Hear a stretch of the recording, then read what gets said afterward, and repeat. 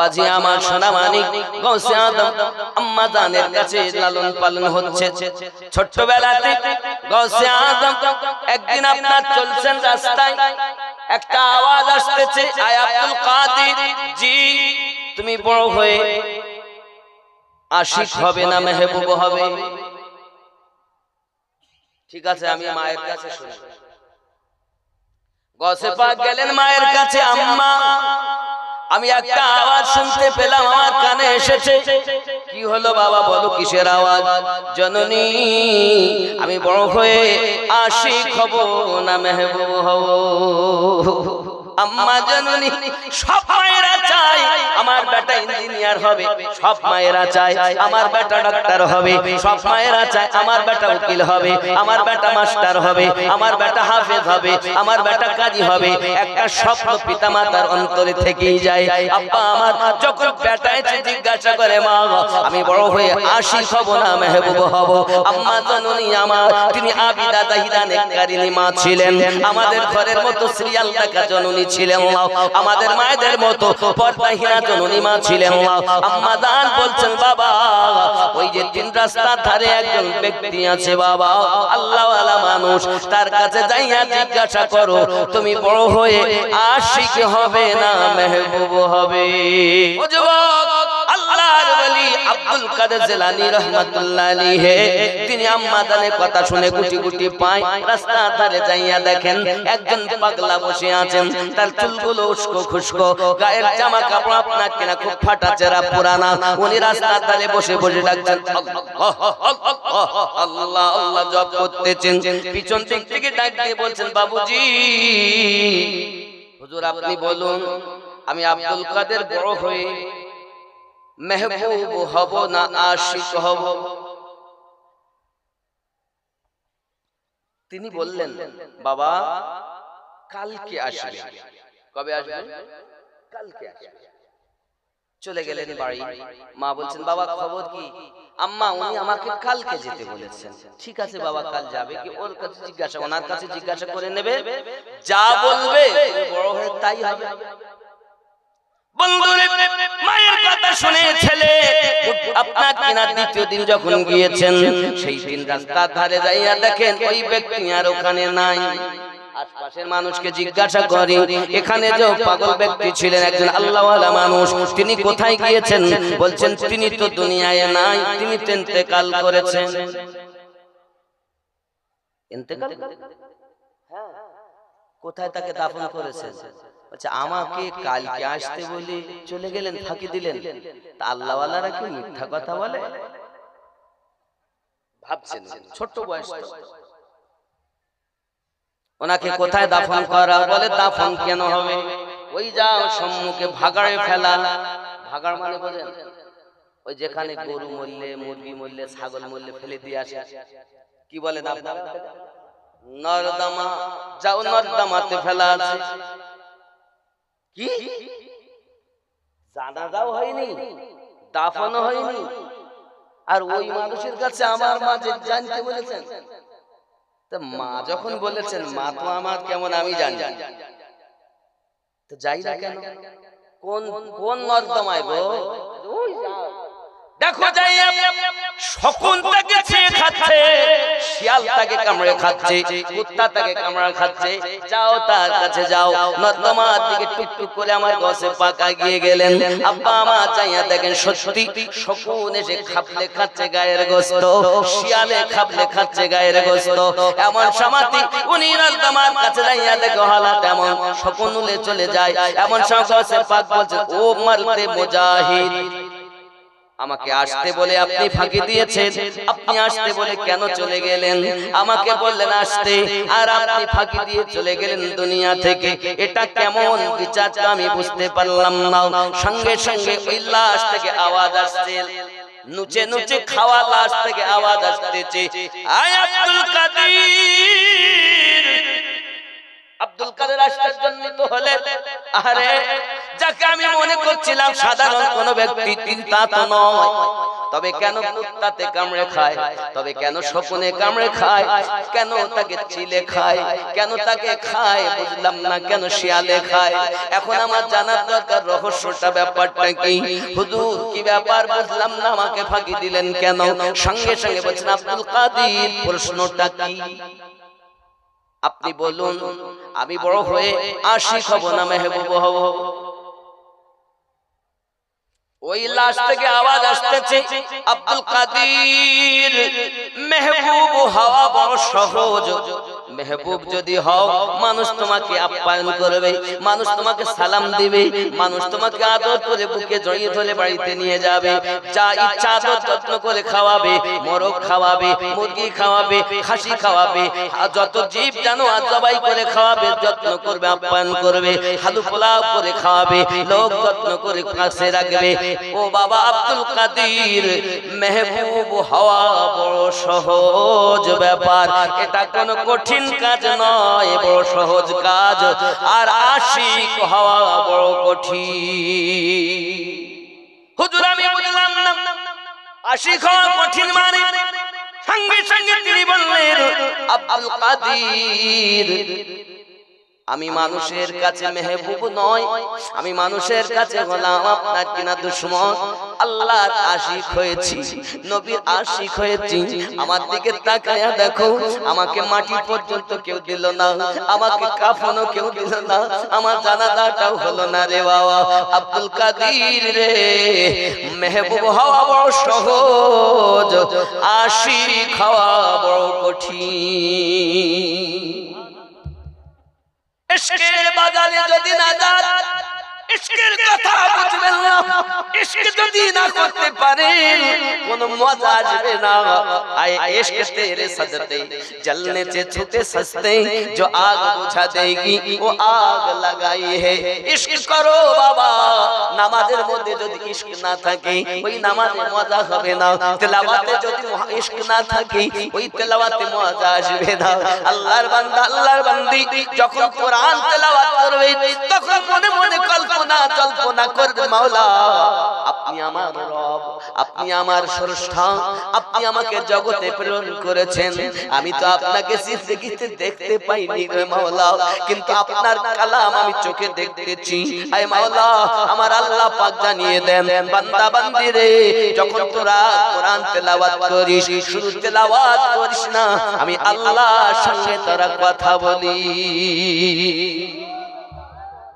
এই জরুরি আমার আব্বা জানেন আমাদের সংসারে এত অভাব কেন, আমাদের গ্রামে এত অত্যাচার কেন, আমাদের গ্রামে কেন উন্নতি নাই? কারণ আল্লাহর কোরআন ছেড়ে দিয়েছি, আল্লাহর বাণী আমরা ছেড়ে দিয়েছি, নামাজ ছেড়ে দিয়েছি। আল্লাহর বান্দারা আল্লাহর বান্দিরা দুনিয়ায় কেউ আপনার আপন নয়, সবাই পর।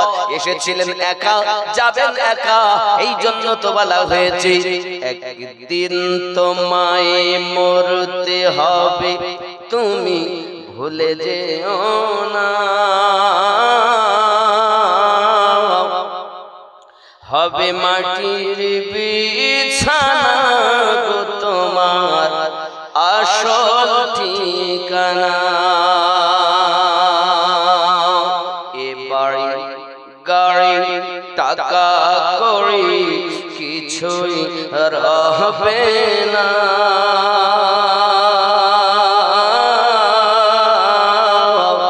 হবে মাটির বিছানা গো তোমার আসল ঠিকানা। আপন জনের কান্না যত সবই শুনতে পাবে,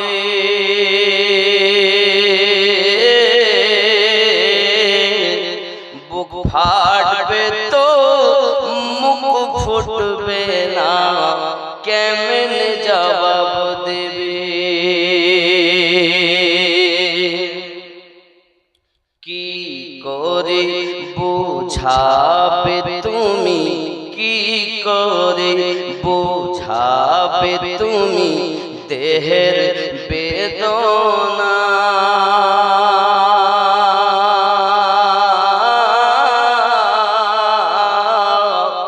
হবে মাটির বিছানা গো তোমার আসল ঠিকানা।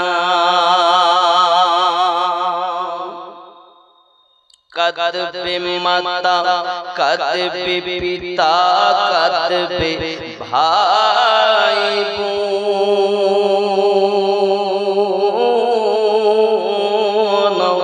পাশে এসে কাঁদবে কত আত্মীয় স্বজন।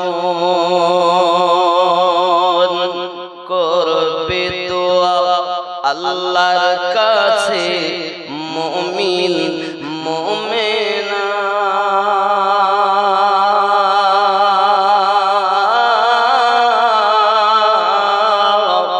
হবে মাটির বিছানা গো তোমার আসল ঠিকানা। একদিন তোমায় মরতে হবে, তুমি ভুলে যেও না।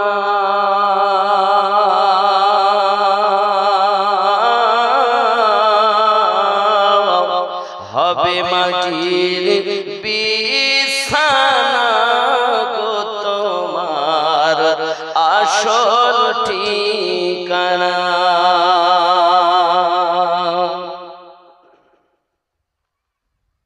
এসেছিলে যখন তুমি এই না সাধের ভাবে,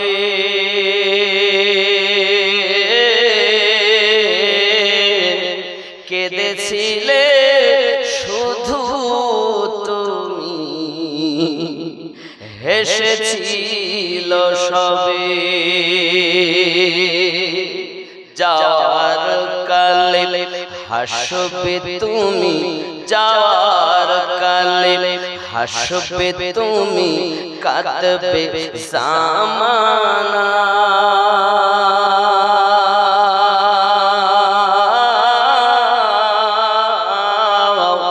হবে মাটির বিছানা গো তোমার আসল ঠিকানা। খালি হাতে এসেছো তুমি, যাবে খালি হাতে।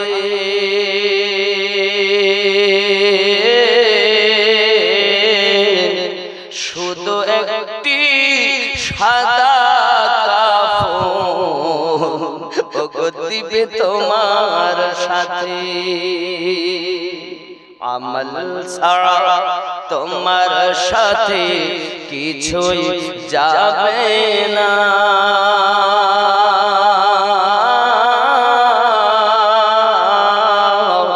হবে মাটির বিছানা গো তোমার আসল ঠিকানা।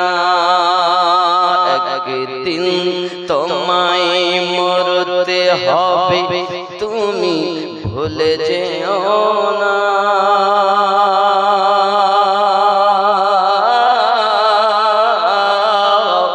হবে মাটির বিছানা গো তোমার আসল ঠিকানা।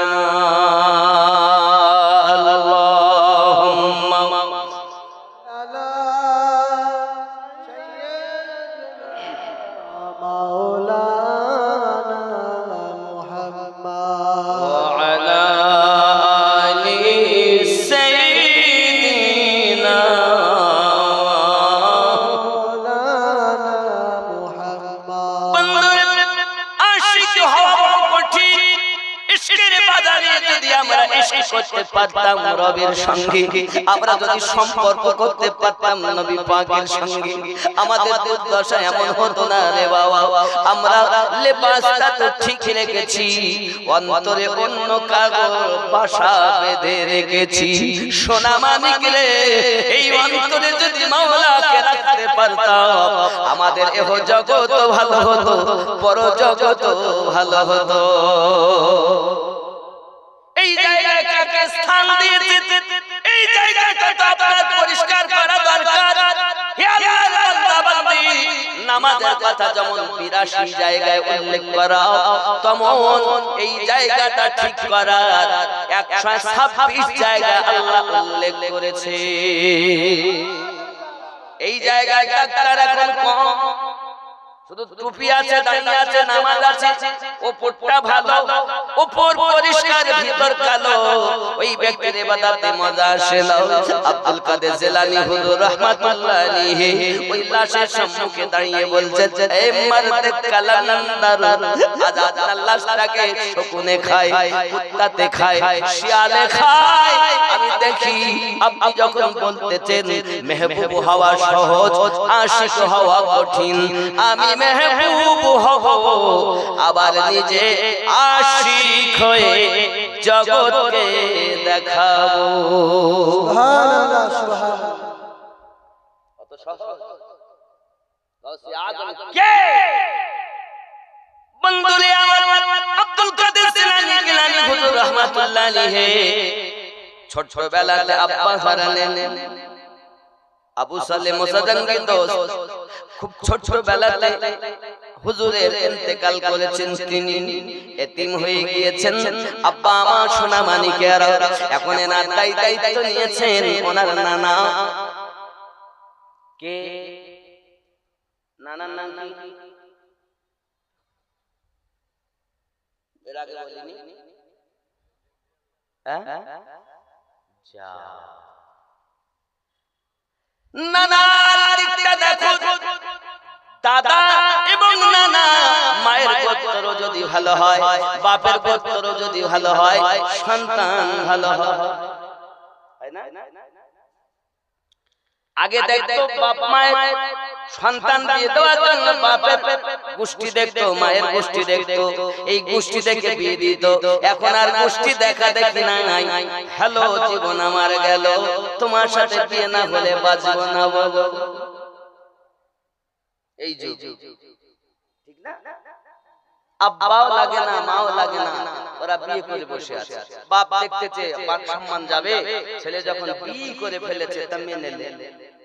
এমন সন্তান জন্ম দিয়েছেন, তাকে বিয়ে দিবেন হাতে করে, নসিব হলো না।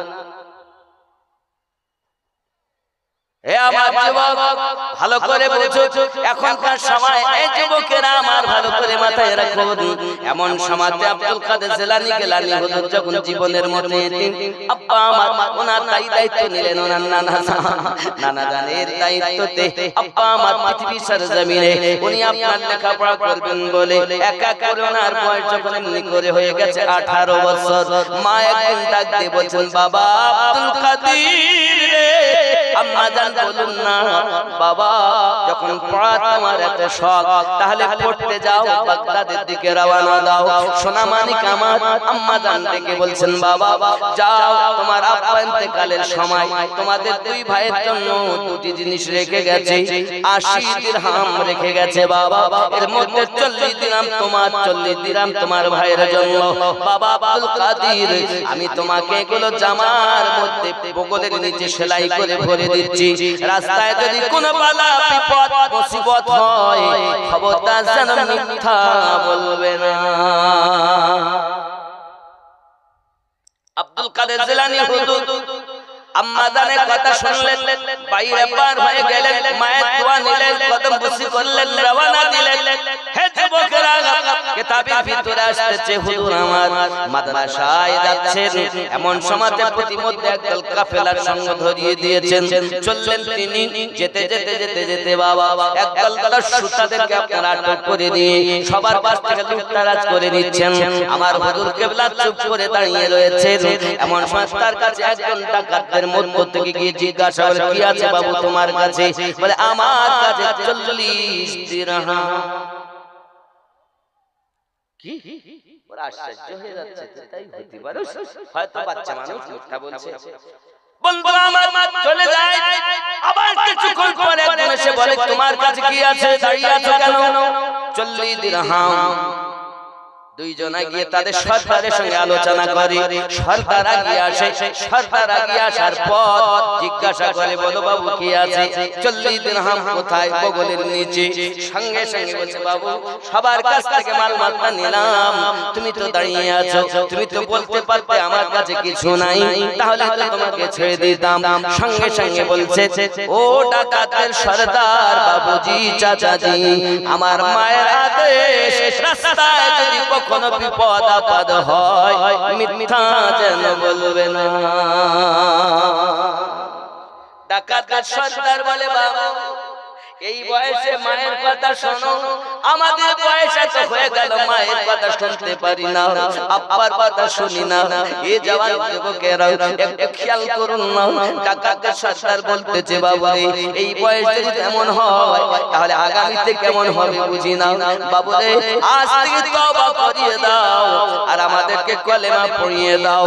গাউসে আজম বলে, আমি ওই সময় তাদেরকে কলেমা পড়ালাম, জীবনের প্রথম 60 জন ডাকাতের দল সহ আমার কাছে তওবা পড়ে ইসলামের ছায়াতলে এসেছে। কি বুঝলেন? আমরা মিথ্যা বলি না, সত্য বলি। আব্দুল কাদের জিলানী হুজুর বলেন, আমি রাস্তা দিয়ে যাচ্ছি, হঠাৎ একটা কমজোর মানুষ, দুর্বল, খুব রোগা পাতলা, হাঁপাচ্ছে, যেন এখনই মারা যাবে। আমি যখন ওই পাশ দিয়ে যাই, তিনি আমাকে সালাম দিলেন, আসসালামু আলাইকুম ইয়া আব্দুল কাদের। আমি উত্তর দিলাম। আমাকে বলছিলেন, আমার হাতটা একটু আপনি ধরুন। আমি হাতটা যখন ধরি, আস্তে আস্তে আস্তে আস্তে করি ওই ব্যক্তি দেহর মোটা তাজা হচ্ছে। হঠাৎ আপনার কিনা মোটা তাজা হয়ে গেল। কয়েক মিনিটের মধ্যে ওই কমজোর ব্যক্তি তরু তাজা হয়ে আমার কাছে দাঁড়িয়ে গেল। আমাকে ডাকে, আব্দুল কাদের, আমি হলাম ইসলাম ধর্ম, আমি মানুষ আকারে ছিলাম, আপনার দ্বারাতে এই ইসলাম আবার সজীব রং ধারণ করবে। আজ আমাকে যেমন সজীব বানিয়েছো, আজ থেকে নাম দিয়ে দিলাম মহিউদ্দিন, দ্বীনকে পুনরায় জীবন দানকারী। সুবহানাল্লাহ, সুবহানাল্লাহ। মহিউদ্দিন হয়ে গেল। আব্বাজি আমার গাউসে আজম বলেন, আমি যখন মাদ্রাসায় ছিলাম, মাদ্রাসা নিজামিয়া মাদ্রাসায় পড়াশোনা করতে যাই, আব্বা আমার খেয়াল করুন, ওস্তাদ জিজ্ঞাসা করে, পড়ো, আউযু বিল্লাহি মিনাশ শাইতানির রাজীম, বিসমিল্লাহির রাহমানির রাহিম, আলিফ লাম মিম, যালিকাল কিতাবু লা রাইবা ফীহি, হুদাল লিল মুত্তাকিন।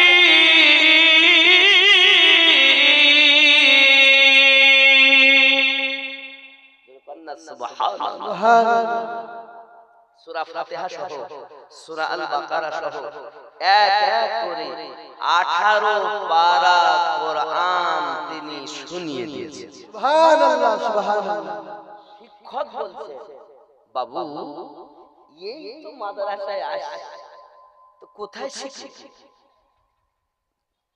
উত্তর দিচ্ছেন গাউসে আজম, আমার আম্মা জননী উম্মুল খায়র উম্মাতুল জাব্বার 18 পারা কোরআন মাজিদের হাফেজা। আমার আম্মা তেলাওয়াত করতেন আর আমি আমার মায়ের পেটে শুনতাম, শুনে শুনে মুখস্থ করেছি। সুবহানাল্লাহ, সুবহানাল্লাহ। এই জন্য তো বলি, গাউসুল আজম জিন্দাবাদ, গাউস मोहब्बत गौसल आजम जिंदाबाद, गौसल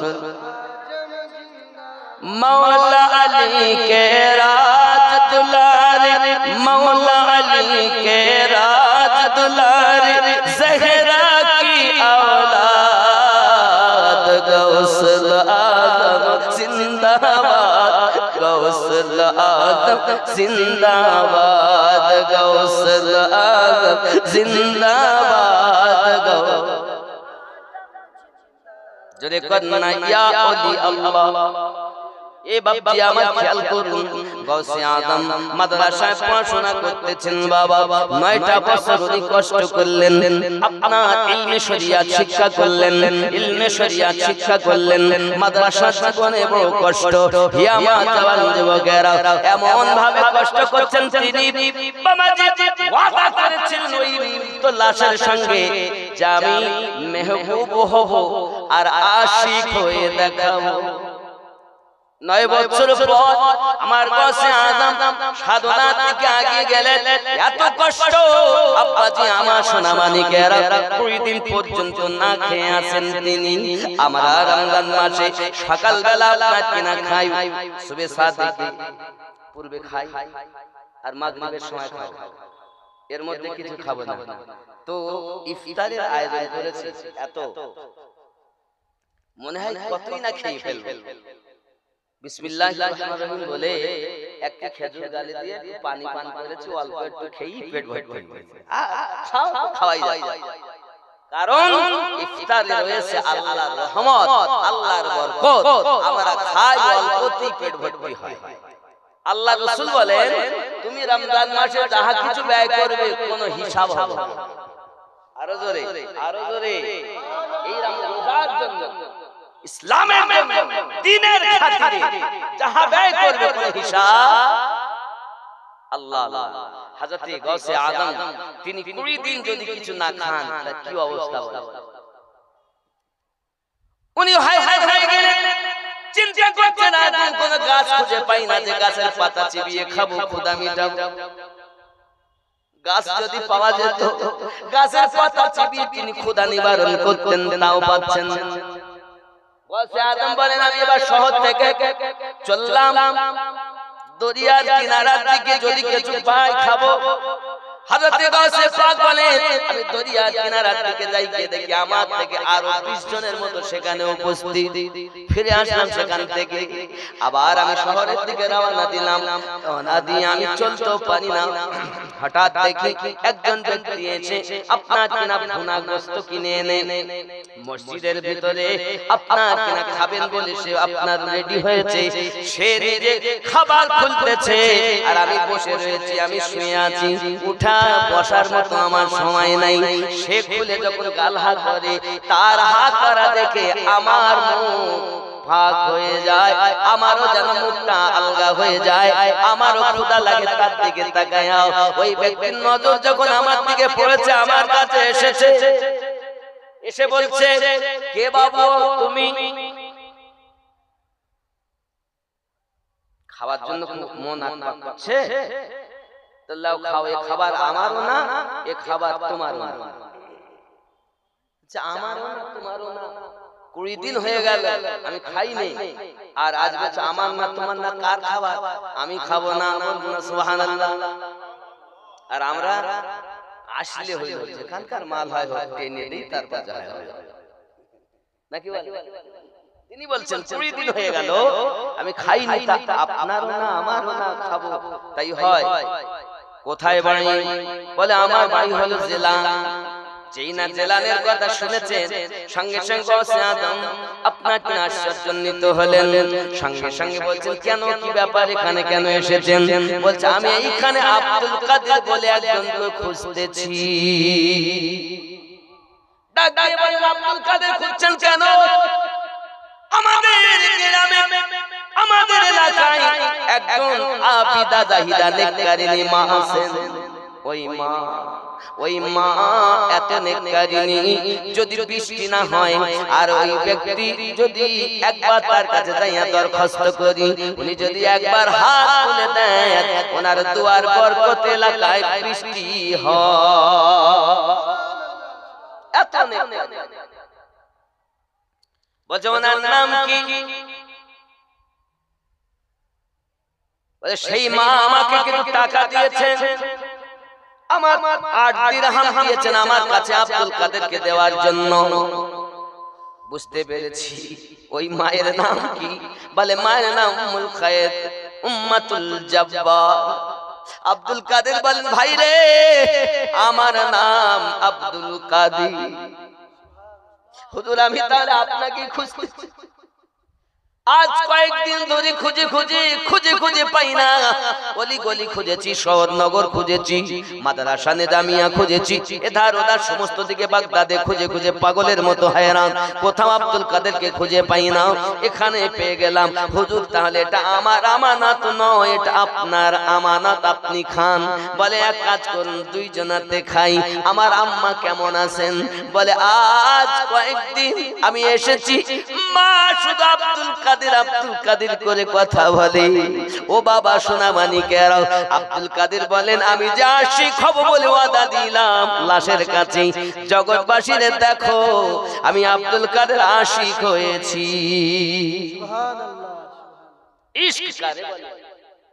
আর আমরা পরে খাবার যখন পাই এই পর্যন্ত খাই। একজন গেছে শাদির বাড়ি খাবার খেতে, কথা বুঝতে পেরেছেন? শাদি বাড়ি খেতে গেছে, খাচ্ছে। অনেকে আছেন আপনারা জানেন, মিষ্টি দিচ্ছে তো খেয়েই যাচ্ছে আছে না? অনেকে খায়, সবাই তো খায় না, তো খাচ্ছে এইভাবে আছে। তো ধরেন যিনি বন্টন করছেন খাদিমদার বলছেন আর দেব মিষ্টি, তাই এরকম করে বলে যদি প্লেটে না থাকে তো দিয়ে যাও। মানে ও নিচু হওয়ার কায়দা নেই, নিচে হওয়ার কায়দা এত ভরা ভরেছে, কথা বুঝতে পেরেছেন? এইরকম ভাব প্লেট দিকে তাকানোর ওর গতি নেই, এত ভরা হয়ে গেছে। এরকম খাওয়া ঠিক না।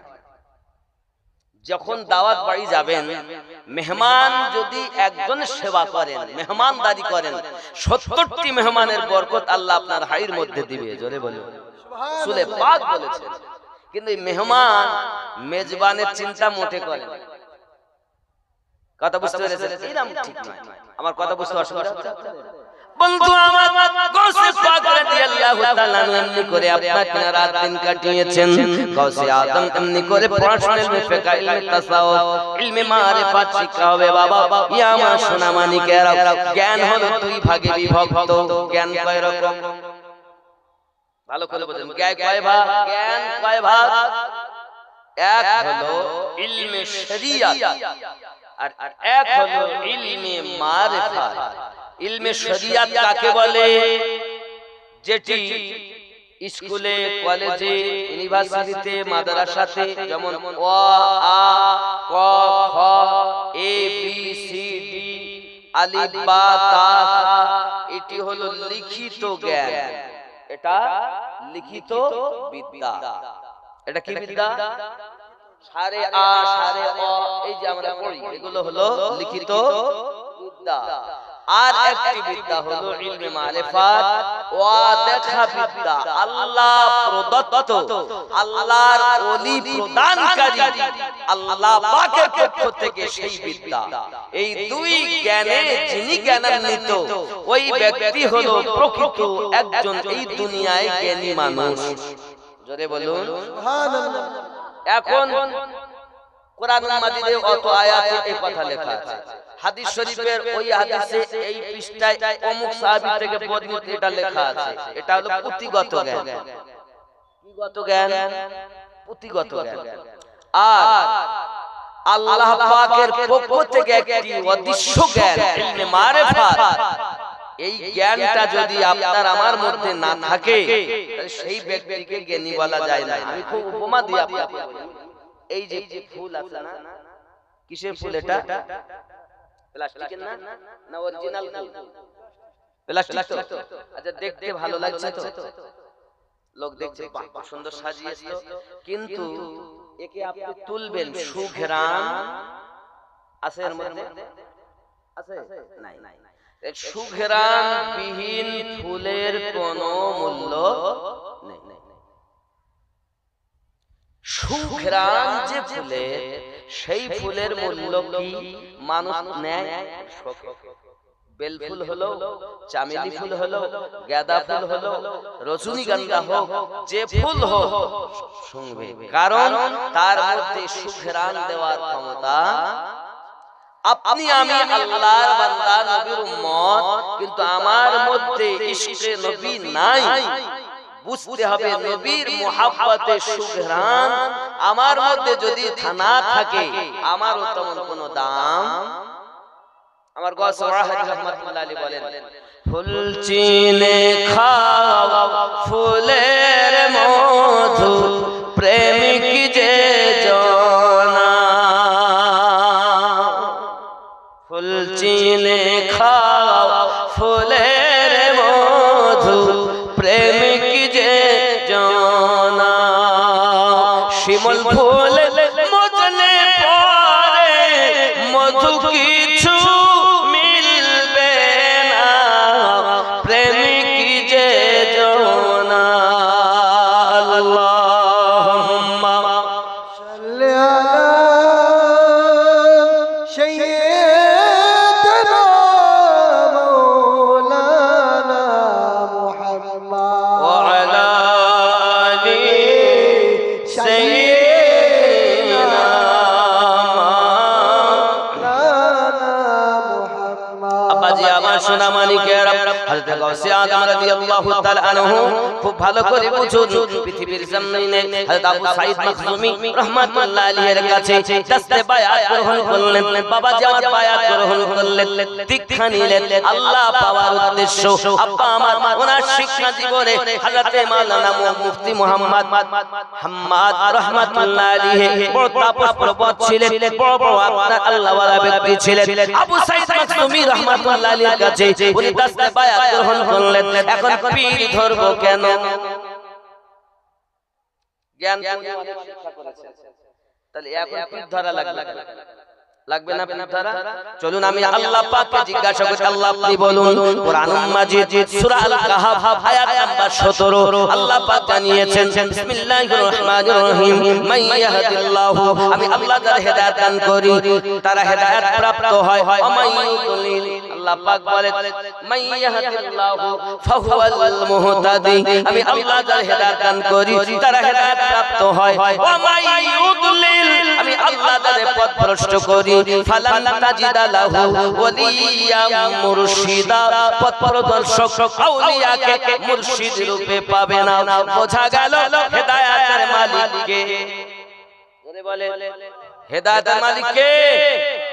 আল্লাহ বলেন আমি যাকে হেদায়েত দেই সেই ব্যক্তি হেদায়েত প্রাপ্ত হয়, ওয়ামাই ইউদলিল, আর আমি আল্লাহ যাকে পথভ্রষ্ট করি ফালান তাজিদা লাহু ওয়ালিয়াম মুরশিদা, পথ প্রদর্শক আউলিয়াকে মুর্শিদ রূপে পাবে। তাহলে মুর্শিদ পেল যারা আল্লাহর কোরআন মোতাবেক হেদায়েত প্রাপ্ত তারা। অনেকে বলে পীরের দরকার নাই, আল্লাহ পাক কোরআন শরীফে পীরের কথা বলেছেন, মুর্শিদ বলেছেন। জোরে বলুন, আমার কথা বুঝতে পারছেন? কোরআন শরীফে আছে। আব্বা আমার সোনা মানিক, আপনি বলছেন কোরআন শরীফে নাই, আপনি ভালো করে দেখুন সূরা আল কাহফ যে আয়াত আমি পাঠ করতেছি বাবা, এখানে 7 জন ওলির কথা উল্লেখ করা আছে।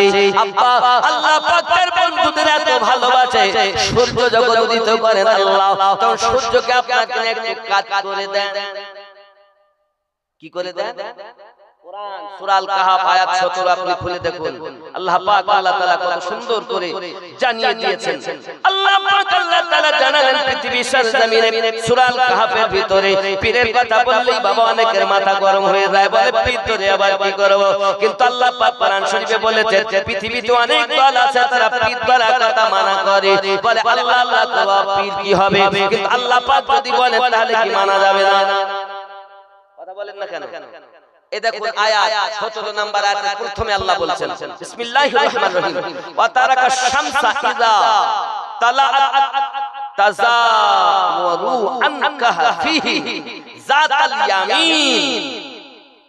आओ आए भाई तुम सूरज को देखोगे कि जब निकलता है तो उनके गाल से दाहिनी तरफ हिज जाता है। जोरे वाले সূর্য যখন উদিত হয় তোনাদের যে গর্ত ছিল, যে গর্তনার ঘটনা লম্বা, যদি আপনি বলেন তাহলে আমি একটা ইশারা দেই আপনাদের। মানে বাদশা দাকিয়ানুসের জামানা 7 জন আল্লাহর ওলি ছিলেন। কয়জন? ওলি ধরবেন কিনা দেখেন আপনি, আপনি চিন্তা করেন কে আপনাকে কি বুঝিয়েছে আমি জানি না, কিন্তু কোরআন শরীফে এসেছে আব্বা আমার পৃথিবীর জমিনে মহান আল্লাহ পাকের ওলি আপনাকে না পৃথিবীর সরজমিনে সাতজন ব্যক্তি রাস্তা দিয়ে চলে যাচ্ছে, সূরা আল কাহফ আপনি খুলে দেখুন, সাতজন ব্যক্তি চলে যাচ্ছে যখন তাকিয়ানুস জালিম অত্যাচারী বাদশার অত্যাচার সহ্য না করতে পেরে রাস্তায় আপনার একটা কুত্তা তাদের সঙ্গ নিয়েছে, কুত্তা যখন সঙ্গ নিয়েছে সঙ্গে সঙ্গে মাকসালমিনা ইয়ামলিকা বাইনুনাস শারিনুনাস জুনুয়ানাস এমনি করে সাতজন ব্যক্তি সুবহানাল্লাহ বলে কোরআনের তাফসীর খুলে দেখেন, যেটাই ইচ্ছা সেটা খুলে দেখেন। এই কোরআন শরীফে এসেছে এই সাতজন ব্যক্তির সঙ্গ যখন কুত্তা নিয়েছে তখন বলতেছে হযরত মাকসালমিনা তিনি একটা তুলে কুত্তাকে মারতে, তোর স্বভাব খারাপ, তুই হলো মানুষ দেখলে ডাকাডাকি করিস, চলে যা, যেই পাথর মেরেছে না তোর স্বভাব খারাপ, চলে যা, তুই ডাকবি আর তোর কাজ হলো কুত্তা দেখলে ডাকিস, তখন বাদশার দলবলের লোক জেনে ফেলবে আর আমাদের আর পালানো হবে না, তুই পালা। তখনই কুত্তা হাঁটু গেড়ে বসেছে আর দুটি সামনের এই পাকে এরকম করে নিয়েছে। কোরআন বলছে, আমি বলি যদি আপনি মনে করেন আমি দেখবো আপনার জন্য ওয়েলকাম, আপনি স্টেজে আছেন, আমি আপনাকে দেখাই। কথা বুঝেছেন? হাত রাখুন করে বলছে আয় আল্লাহ আমাকে জবান দিন, আমি একটু আপনার বন্ধুর সঙ্গে কথা বলি।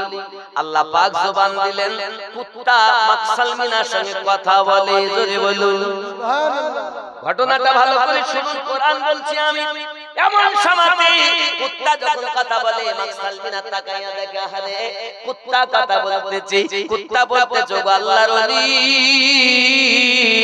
আমাকে তাড়াবেন না, আমাকে ফিরাবেন না, আমি যতদিন আপনাদের কাছে থাকবো আমি কখনো বিয়াদবি করব না, আমি আপনাদের বড়তর সাহায্য করব, যদি কোনো দুশমন আসে আমি দুশমন থেকে আপনাদের আগে থেকে সাড়া দিয়ে দেব, আমি আপনাদের আদব করব, সম্মান করব, বিয়াদবি করব না, দয়া করে আমাকে আপনাদের সঙ্গে থাকতে দিন, আমাকে যেন আপনি তাড়িয়ে দেবেন না। কুত্তা যখন এই কথা বলে আল্লাহ পাক কোরআন শরীফে ওই কুত্তাটার নাম দিয়েছে কিতমির, আল্লাহর ওলিদের খেদমত করে কুত্তা জান্নাতি। দেখুন এই সাতজন ব্যক্তি গুহার মধ্যে লুকিয়েছিল, আর এই গুহার মুখটা ছিল সূর্য উদিত হয় পূর্ব দিক থেকে, তো এই পূর্ব দিক থেকে সূর্যটা ওঠে আর উঠলে তো রৌদ্র হবে। আল্লাহ পাক কোরআন শরীফে ঘটনা সেটাই দিয়েছেন, কত সুন্দর করে বলেছেন সূর্য যখন উদিত হয় ওয়া তারা শামসা ইযা তালাআত তাযাওয়ারু আন কাহফিহি যাতাল ইয়ামিন ওয়া ইযা গারাবাত তাকরিদুহুম যাতাশ শিমাল ওয়া হুম ফি ফাজওয়াতিন মিনহু, জোরে বলুন সুবহানাল্লাহ। এই কোরআন বলছে আর আপনি ওলির বিরোধী করছেন, আপনি ওলি আল্লাহর বিরোধী করছেন। আল্লাহ পাক সূর্য উদিত করেন, তো সূর্যটাকে উদিত হওয়ার সময় বলছে কাজ হও যেন আমার বন্ধুদের গায়ে সূর্যের ছটা না লাগে, জোরে বলুন।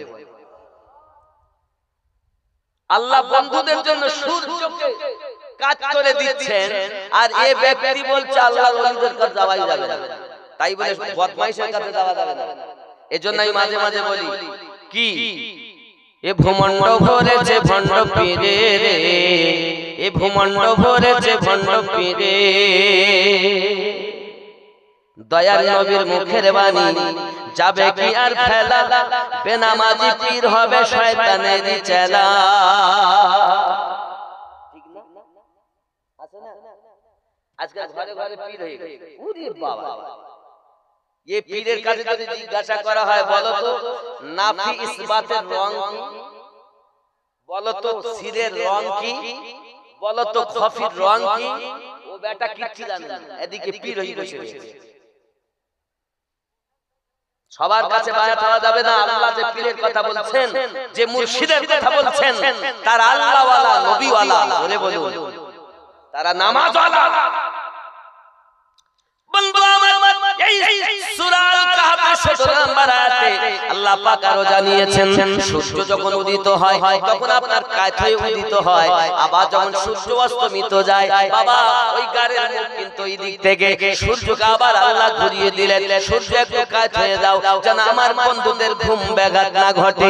বাদশা দাকিয়ানুসের জামানায় 7 জন আল্লাহর ওলি ওই গর্তের ভিতরে আপনার কিনা ঘুমিয়ে আছেন, তাদের পাশে একটা কুত্তাও শুয়ে আছে যার নাম কিতমির। আব্বা আমার বাদশা দাকিয়ানুস গেল, এমনি করে কয়েকটা পেয়ে আপনার কিনা শেষ হলো। এমন সময় আল্লাহ পাক ঘুম ভাঙিয়ে দিয়েছেন, এখন উঠেছে, উঠে তাদের মধ্য থেকে আপনার মাকসালমিনা বলছেন যাও এই টাকা নিয়ে যাও, যাইয়া হোটেল থেকে একটু খাবার নিয়ে এসো। এখন বাইরে বেরিয়ে দেখতেছেন আপনার কিনা ঘর বাড়ি কিছু চেনা যায় না, বাজার ঘাট চেনা যায় না। 300 বছর পার হয়ে গেছে। কত বছর? 300 বছর পার হয়ে গেছে। কোরআন বলছে, কোরআন।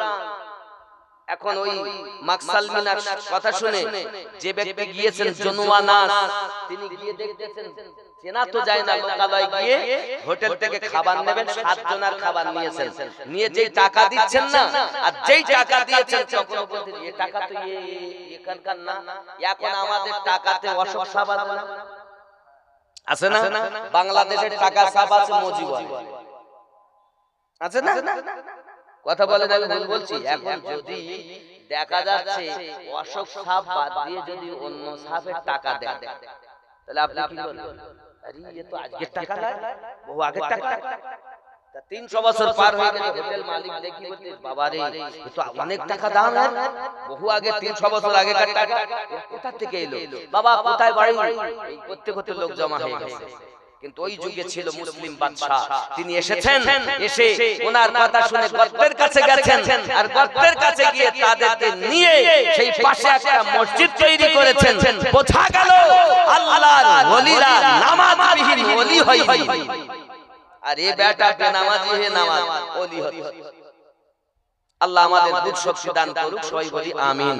তাহলে মুর্শিদ যারা পাবে আল্লাহ তাদের হেদায়েত দিয়েছেন বলেই পাবে। জোরে বলে সূরা আল কাহাফে যারা মুর্শিদ পায়নি, আপনি কোরআন মাজিদ আয়াত অনুযায়ী বুঝে নেন আপনার হেদায়েত আল্লাহ চাননি।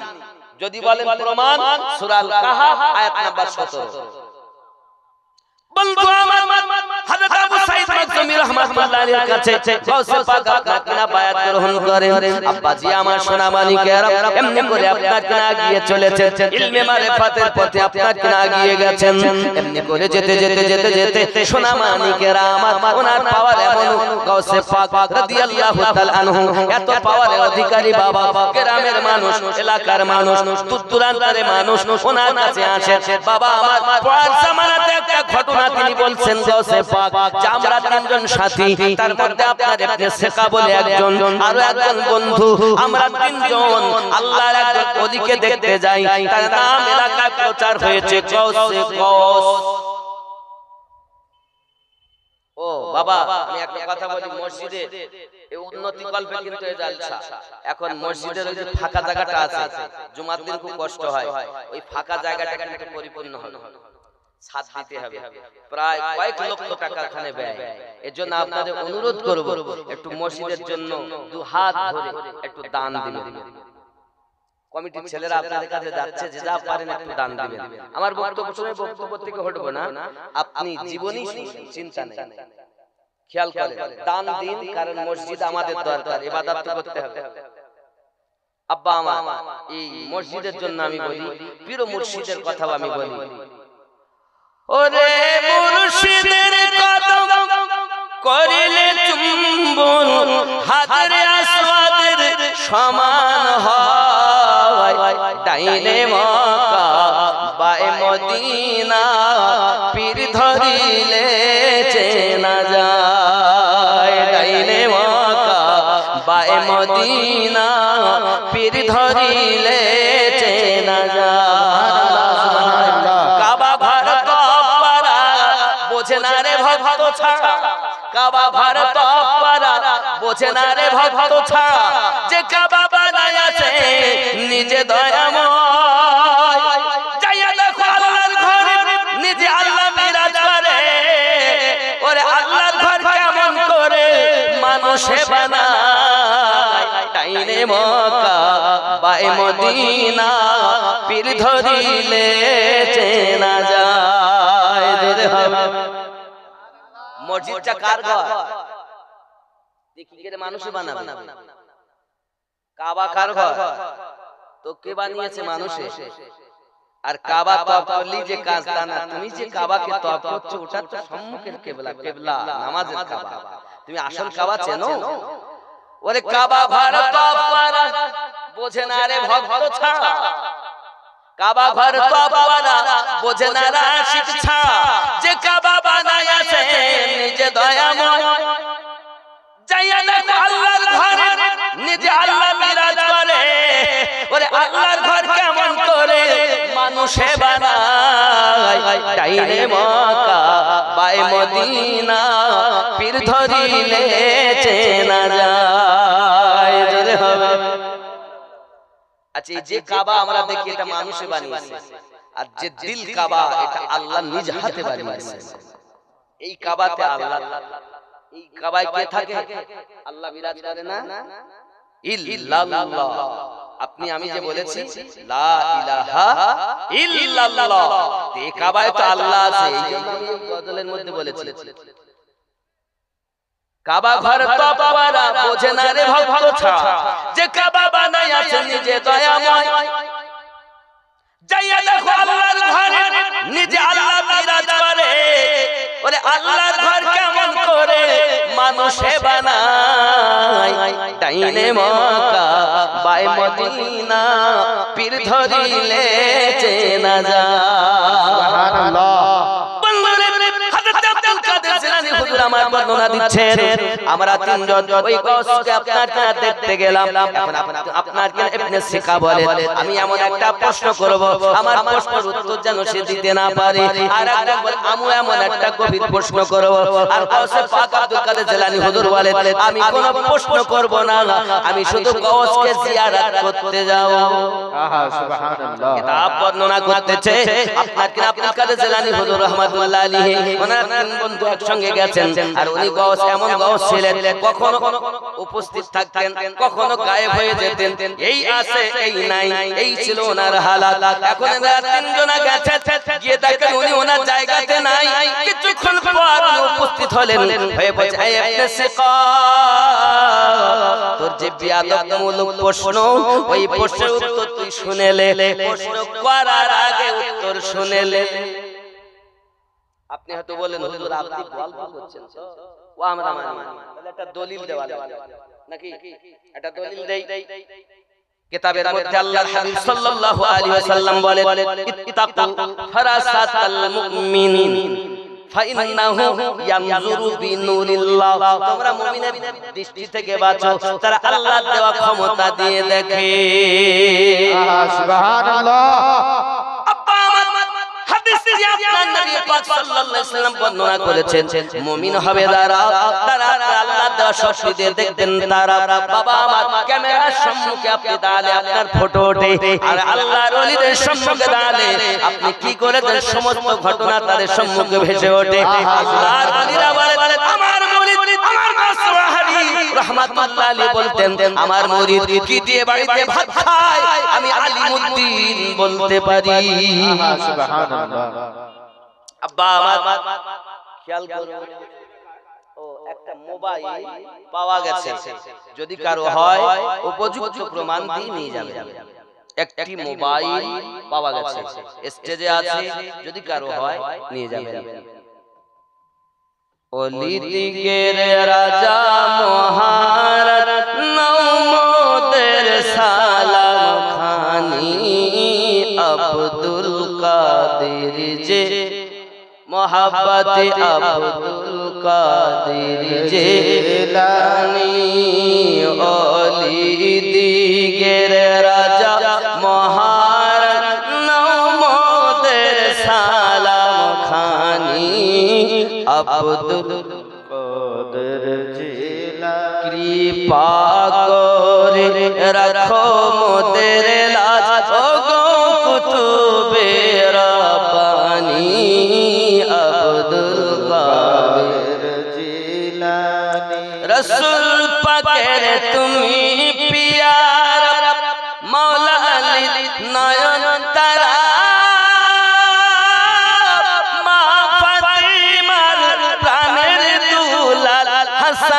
হুসাইনের জিগার পারা সর্বগুণে গণমনি তুমি মেহবুব সুবহানী আব্দুল কাদের জিলানী ওলি দিগের রাজা মহারাজ নওমদের সালাম খানি আব্দুল কাদের জিলানী আপনারা একটু বলুন আব্দুল কাদের জিলানী সবাই বলুন আব্দুল কাদের জিলানী কৃপা করে রাখো মোদের রাজ ও গো কুতুবে রাব্বানী আব্দুল কাদের খেয়াল করে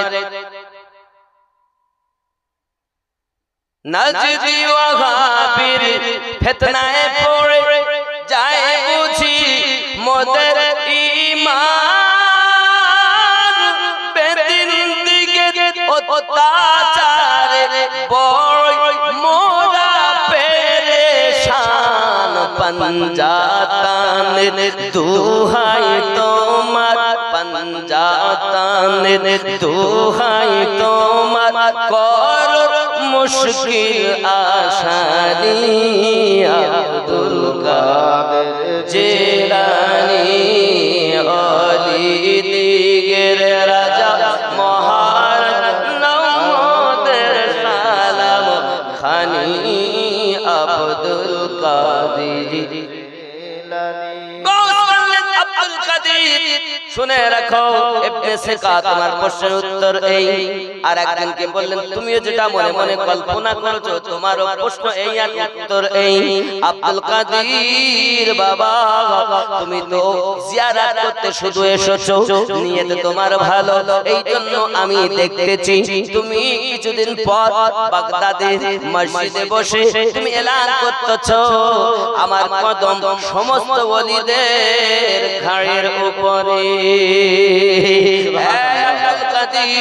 আমি দেখতে পাচ্ছি তোমার এই কথাটা সবাই মেনে নেবে পৃথিবীর সমস্ত আল্লাহর ওলিগণেরা মেনে নেবে ওই গৌস এই কথা বলে গেছেন ওরে আমার সোনা মানিকেরা হযরতে গৌসে আযম আব্দুল কাদের জিলানী গিলানী রাদিয়াল্লাহু তাআলা আনহু বলেন আমি এমনি করে আপনার কাছে তাসাউফ তত্ত্বের প্রতি রওনা দিয়েছি বাবা বাসানগরে একজন মহিলা আব্বা আমার তার শুধু একটি মাত্র আপনার কিনা মেয়ে আল্লাহ পাকের কি কুদরত বাবা ওই মেয়েটা কিন্তু দুনিয়া থেকে ইন্তেকাল করে গেছে ছোট বাচ্চা মারা গেছে মা তার বাচ্চাকে কোলে করে রেখেছে গ্রামের মানুষ এসেছে এসে বলছে মা তোমার বাচ্চাকে দাও সব মায়েরা বাচ্চা ভালোবাসে তোমার বাচ্চা মারা গেছে এখন যদি তাকে রাখা হয় দুর্গন্ধ হবে পচে যাবে দুর্গন্ধ ছিটাবে রোগ এলাকায় আপনার কিনা সৃষ্টি হবে তুমি এক কাজ করো মেয়েটাকে দাও আমরা গোসল দিই কাফন দাফনের ব্যবস্থা করি মা ডাক দিয়ে বলছেন না পৃথিবীর জমিনে আমি যতদিন বাঁচবো আমি আমার মেয়েটাকে তোমায় দেব না কেন দেবে না দাফন করতে দেব না যদি বেঁচে থাকি কোলে কোলে বেঁচে থাকবো তাই আমার জীবন যদি যায় যাবে তো মেয়ে দেব না এলাকার মানুষ ছড়গোল মাছিয়েছে সবাই জোর করে যখন বাচ্চাটা ছিনিয়ে নিতে গেছে তখন এই মেয়েটা পালাতে আরম্ভ করেছে মনে করেন আপনাদের মসজিদের ওখান থেকে পালাচ্ছে এখন এই মোড়ের মাথায় সব সময় লোক পাওয়া যায় না মোড়ের মাথায় এসেছে লোকজন আছে লোক পিছন থেকে তাড়ায় সে ছুটে আসতেছে তার বলে আপনার কিনা বাচ্চাও এমন সময়তে বাবা লোকজন একত্রিত হয়ে গেল অনেক একত্রিত হওয়ার পরে জিজ্ঞাসা করে মা এমন করে তুমি করছো কেন মরে গেছে যখন তো আর তোমার নয় আল্লাহর বান্দা আল্লাহর বান্দি আল্লাহ নিয়ে নিয়েছে এতে তো কিছু করার নাই দিতেই হবে সবাই একদিন মারা যাবে মা তোমার একদিন চলে যেতে হবে বাচ্চাটাকে দিয়ে দাও মা বলে না না না আমি আমার বাচ্চাটাকে দেব না তার মধ্যে একজন বুজুর্গ ব্যক্তি ছিলেন একজন আল্লাহওয়ালা ব্যক্তি ছিলেন তিনি আপনার উঠে দাঁড়িয়েছেন মা তোমার কথাটা তুমি একবার আমায় বলো কি বলতে চাও আমি চাই আমার একটি মাত্র সন্তান 9 মাসের বেশি তাকে পেটে ধারণ করেছি, কত কষ্ট করে আমি তাকে পেটে রেখেছি, জন্মের পরে আমি তাকে কোলে করে এই দেখো কয়েক বছর তার বয়স, এখন তার বয়স হলো মাত্র আপনার কিনা 1.5 থেকে 2 বছরের মতো। এই বাচ্চাটাকে আমি কেমন করে ছাড়ি? আমি মা ছাড়তে পারবো না। ওই ব্যক্তি বলে, মা যদি তুমি তোমার বাচ্চাকে জিন্দা পেতে চাও তাহলে বাগদাদে চলে যাও। সুবহানাল্লাহ। বাগদাদে গেলে কি হবে শুনে রাখো মা, এটা হলো বাসরা নগর, এখান থেকে বাগদাদ অনেক দূরে। ওই বাগদাদে একজন আল্লাহর ওলি আছেন যার নাম হলো আব্দুল কাদের জিলানী। জোরে বলুন সুবহানাল্লাহ। চলে যাও বাগদাদে। গেলে কি হবে? উনি প্রতিদিন আসরের নামাজ পড়েন, পড়ার পরে উনি 40 জন মুরিদ নিয়ে বাইরে আসেন। আর ওই মসজিদের বাইরে ময়দানের দিকে ছোট ছোট জঙ্গল ঝোপ রয়েছে, ওই ঝোপের মধ্যে ওই ঝোপের কাছে এসে উনি ওনার 40 জন মুরিদকে বলেন, যা তোরা বেহুশ মানে মারা যাও, সব মরে যায়। আবার উনি ওখান থেকে একা চলে যান। ওনার কর্ম সেরে মাগরিবের একটু আগে উনি আবার ওখানে এসে বলেন, কুম বিইজনিল্লাহ, ওই মুর্দাগুলো জিন্দা হয়ে যায়। জননী, যদি আপনি আপনার মেয়েটাকে জিন্দা পেতে চান তাহলে আপনি বাগদাদে চলে যান, চাইয়া আপনি ওই মুর্দার কাছে আপনার মেয়েটাকে শুইয়ে দিবেন। হুজুর যখন ফিরে এসে কুম বিইজনিল্লাহ বলবেন, তাহলে ওনার মুরিদের সঙ্গে আপনার বাচ্চাও জিন্দা হয়ে যাবে। নারে তাকবীর, নারে তাকবীর, নারে রিসালাত, নারে রিসালাত। গাউস का दामन, गाउस का दामन, अली का दामन, ख्वाजा का दामन। नारे तकबीर, अल्लाहु अकबर, नारे रिसालात, या रसूल अल्लाह। কি বুঝলেন? গস পাকের ছোটবেলাকার ঘটনা। আব্বার সঙ্গে মসজিদে গেছেন, আব্বা নামাজ পড়াচ্ছেন, ইনিও গেছেন। এখন যেমন আমরা অনেকেই বাচ্চা নিয়ে যাই না মসজিদে, কিন্তু অনেকে কি বলে, মনে হয় ওই একা জান্নাতে যাবে। ওই ব্যক্তির থেকে ওই বাচ্চাটার দাম বেশি আল্লাহর কাছে। বলুন সুবহানাল্লাহ। সুবহানাল্লাহ। খেপা মায়েদের দিকে আমার কমিটির বাবাজিরা একটু যান, আর আমার আম্মা জানেরা আপনারা তো 1,500 টাকা করে পাচ্ছেন ভান্ডারে। কিসে? ভান্ডারে পাচ্ছেন মা। আল্লাহর ঘরের জন্য আপনারা একটু মুক্ত হস্তে দান করুন, আমি আপনাদের জন্য দোয়া করব। আর যদি না দেন তাহলে ওই ব্যাংকের থেকে টাকা আনতে গিয়ে যেন ব্যাগসহ হারিয়ে যায়। মুসাফির মানুষ, মুসাফিরের দোয়া কবুল হয়। এজন্য ভয় দেখাচ্ছি না মা, অনুরোধ করছি হাত জোড় করে আল্লাহর ঘরের জন্য একটু দিবেন, বেশি বেশি করে আব্বারাও দিবেন, মায়েরাও দিবেন। কারণ মসজিদ আমাদের দরকার। নামাজীদের কষ্ট হচ্ছে, তাতে আল্লাহ পাকের ইবাদতে অনেক ব্যাঘাত ঘটতেছে। যাতে সুবিধা হয় এজন্য একটু দিবেন। দিবেন তো বলুন না ইনশাআল্লাহ। তা কি বলছিলাম, এমন সময় ঠিক আছে গেলে হবে, গিয়ে দেখো গসে পাক আব্বার সঙ্গে মসজিদে গেছে। হুজুর নামাজ পড়াচ্ছেন, আবু সালেহ মুসা জাঙ্গির দোস্ত, উনি তো ইমাম আলেমে দিন ছিলেন, বড় আলেম ছিলেন এলাকায়। তো উনি বাইরে বসে কিছু জুতো নিচে রেখেছেন, ভাগ করেছেন। ওই এক অনেকটা জুতো উনি একজন দিয়েছেন ফেলে একদম পুকুরে, আর কিছু রেখেছেন। এখন নামাজিরা বাইরে বেরিয়েছে, বেরিয়ে দেখতে যে জুতো নাই, পুকুরি ভাসতেছে। বলছে, ও গো ইমাম সাহেব, আপনার এই কাজ অন্য কেউ করেনি, এই যে আপনি বাচ্চা এনেছেন আব্দুল কাদের, এই কাজ। উনি কেমন ওলি আল্লাহর মায়ের পেট থেকে দেখুন। এখন সময় ये তো আপনার ছেলে ছাড়া কেউ করেনি। তা মুসা জাঙ্গি দোস্ত উনি জিজ্ঞাসা করছেন, বাবা আব্দুল কাদের, বাবা এই জুতোগুলো তুমি ফেলেছো? জি আব্বা, কারণ আমি দেখতেছি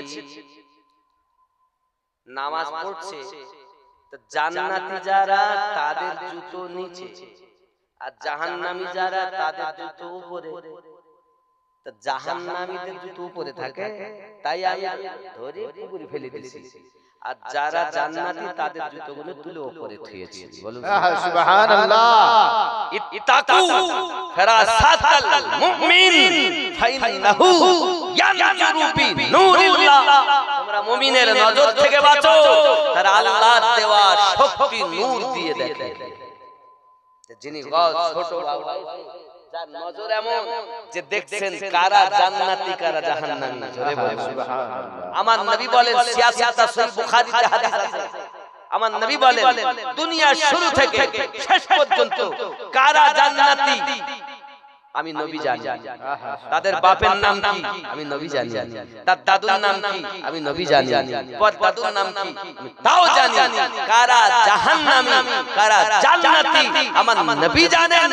আমার নবীর বন্ধু গৌসে পাক তিনি বলেন আমিও আল্লাহর দেওয়া ক্ষমতায় কারা জান্নাতি কারা জাহান্নামী তাও জানি। সুবহানাল্লাহ। এখন বায়াত নিতে ছোট হালাতে জাহান্নামী আর জান্নাতীদের জুতো পার করতে। এখন নামাজের পর একটা জানাজা এসেছে, নামাজ পড়া। বায়াত মানে মুরিদ হওয়া, মুরিদ হওয়া লাগবে আব্বা আমার, কারণ এটা আমার কথা নয়। এবার এই মুরিদের বিষয় আমি বলতে গেলে আমাকে কিন্তু অনেকটা পিছনে গিয়ে আপনাকে বোঝাতে হবে। আমি একটু বুঝাবো। আচ্ছা, আমি আপনাকে একটু ছোট্ট করে বোঝাই। তাহলে এখানে আমি যে একটা খাটিয়া এসেছে জানাজা হবে, এখানে মনে রাখবেন, এখান থেকে আমি বলবো ইনশাআল্লাহ। নাকি একটু বুঝাবো, একটু বায়াত হওয়া লাগবে কিনা বুঝাবো। দেখুন খুব ঠান্ডা মাথায় শুনুন, আমি কিন্তু আমার কথা বলার জন্য আসিনি। দেখুন আমি যে কথা বলছি আপনার ব্রেনে লাগে কি, খুব ঠান্ডা মাথায় শুনুন। আপনি আমি মসজিদে যখন আযান হয় তখন আমরা কি করি? হাত পা ধুই, মসজিদে চলে আসি। এক কথায় বলা যায় ওযু করি মসজিদে আসি, পবিত্র হয়ে মসজিদে আসি। আসি কি না? সবাই বলুন আসি না? এখন আচ্ছা আপনি বলুন, যে দোকানদার দোকানে মাল ওজনে কম দিচ্ছে, মসজিদে আযান শুনে নামাজ পড়তে গেছে। কেউ পরের জমি আইল থেকে চাষ করে, সেও মসজিদে গেছে। কেউ মিথ্যা কথা বলে, সেও গেছে। তাহলে আমরা প্রত্যেকে কম বেশি পাপ। কেউ সুদের টাকা খাই, বিভিন্ন কিছু করি, পাপী মসজিদে গেছে। এখন কানে হাত দিয়েছি, আল্লাহ ভুল করেছি, আপনার ঘরে ঢুকেছি, এখন আমি কানে হাত দিচ্ছি, দিয়ে আমি নামাজের জন্য দাঁড়িয়েছি, তোমার সম্মুখে দাঁড়িয়েছি। এত রাকাত নামাজ কিবলামুখ হয়ে এই ইমামের পিছনে অথবা একা একা আমি নামাজ পড়ছি। আসামি এখন অনেকে রয়েছে এখানে হাত বাঁধে, অনেকে আছে এখানে হাত বাঁধে, আবার অনেকে আছে হাত বাঁধেই না। আমার কাছে ভালো করে শুনুন, যারা এইখানে নিয়ে ঝামেলা বাঁধাচ্ছেন, এখন ইউটিউবে 3 মাসে মুক্তি হয়েছেন, ভালো করে শুনে নেন। এখানে হাত বাঁধা হাদিস, আবার হাত না বাঁধাটাও হাদিস। ভালো করে বুঝুন আমার কথা, খুব ঠান্ডা মাথায়। এখানে হাত বাঁধা কি হাদিসে রাসূল, হাত না বাঁধাটাও হাদিসে রাসূল। এখানে হাত বাঁধাটা হাদিস এবং সুন্নাতে রাসূল। এখানে হাত বাঁধলে হাদিস মানা হবে, সুন্নাত মানা হবে না।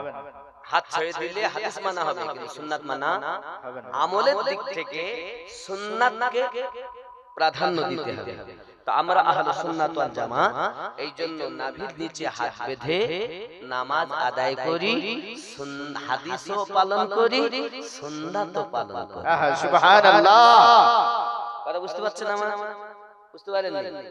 আব্বা আমার এ নিয়ে ঝামেলা করবেন যা। আপনি একটু ভাবুন, আমাদের এখানে এইখান নিয়ে আর এইখান নিয়ে যদি এত ঝামেলা হয়, তো যারা মোটে বাদে না তাদের কি হবে বলেন? এই ঝামেলা কোন মানে আছে? আপনি বলুন, আপনি যখন আল্লাহর কাছে দাঁড়াচ্ছেন, পাপী মানুষ, আসামি হয়ে দাঁড়াচ্ছেন, এইভাবে দাঁড়ালে আসামি মনে হয় না, এইভাবে নম্র হয়ে দাঁড়ালে আসামি মনে হয়।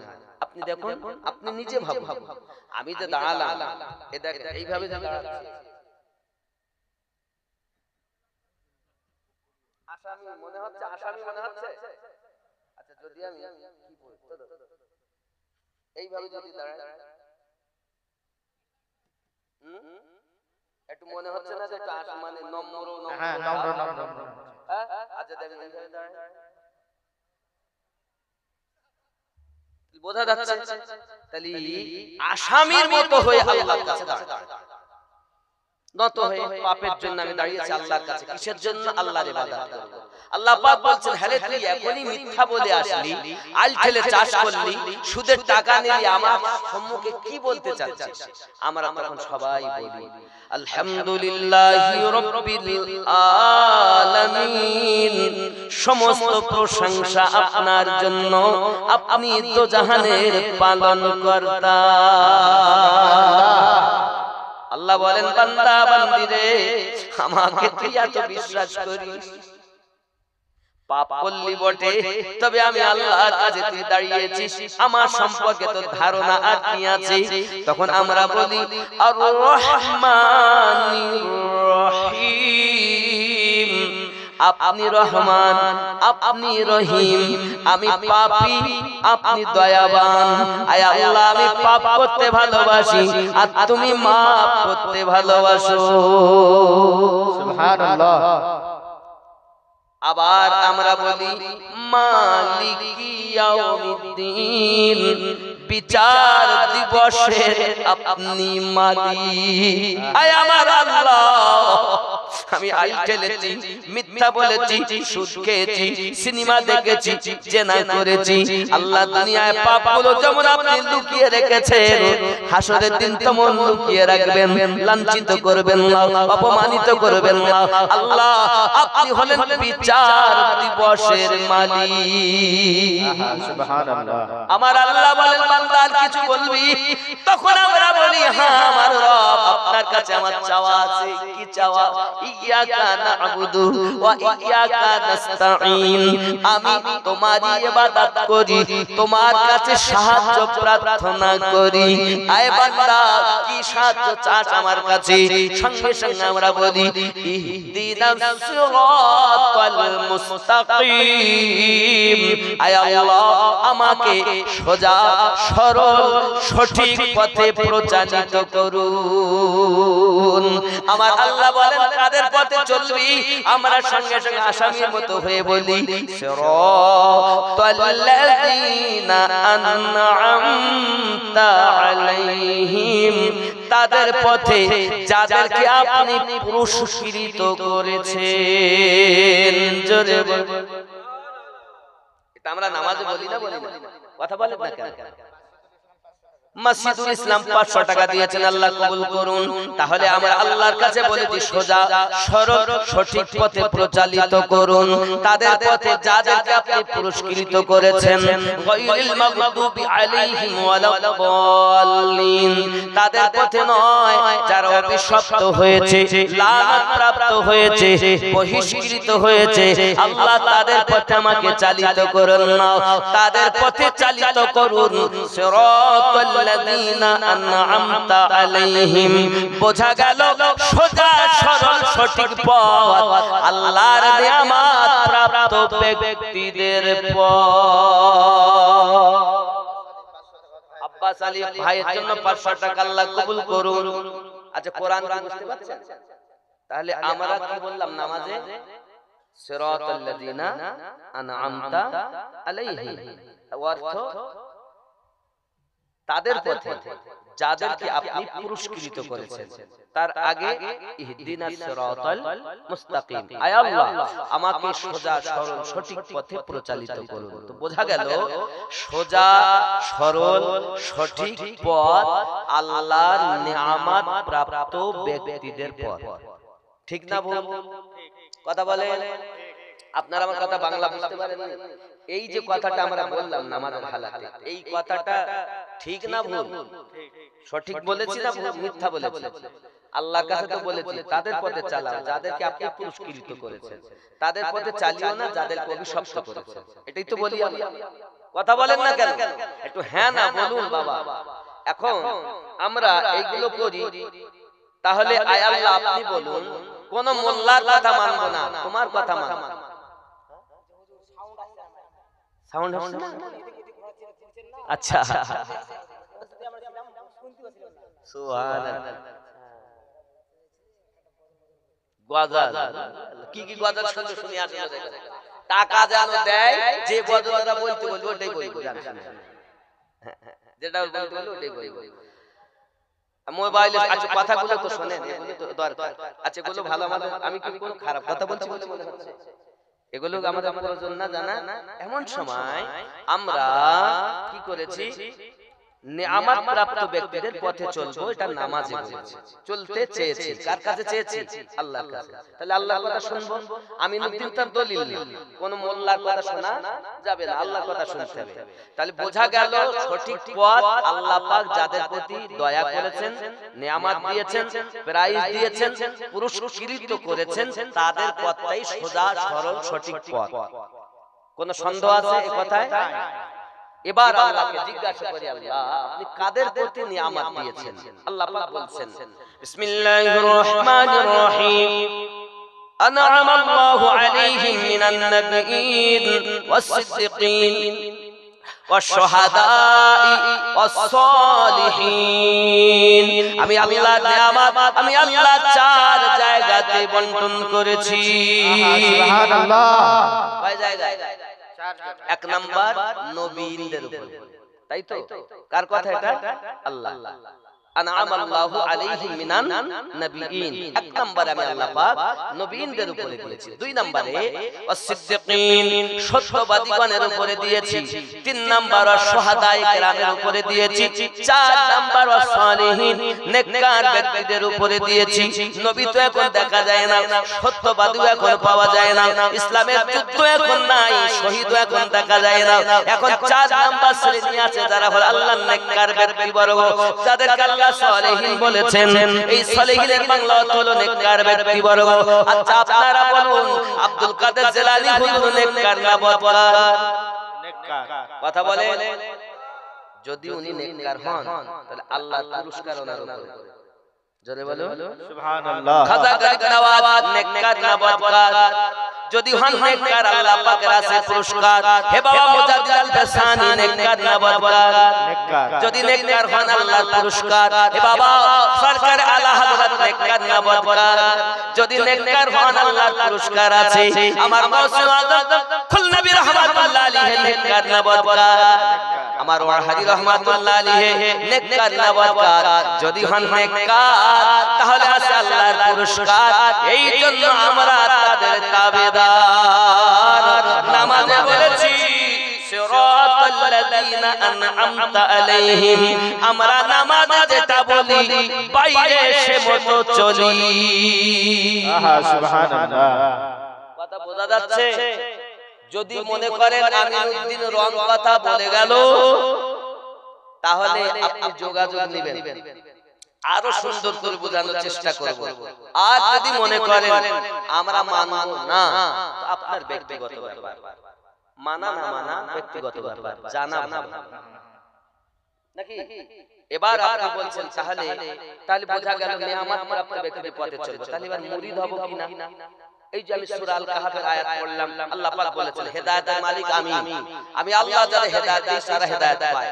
আমি আল্লাহ যাদের পথভ্রষ্ট করি, পথ প্রদর্শক আউলিয়াকে মুর্শিদ রূপে পাবে না। তাহলে মুর্শিদ পেল যারা হেদায়েতের উপরে, তারা।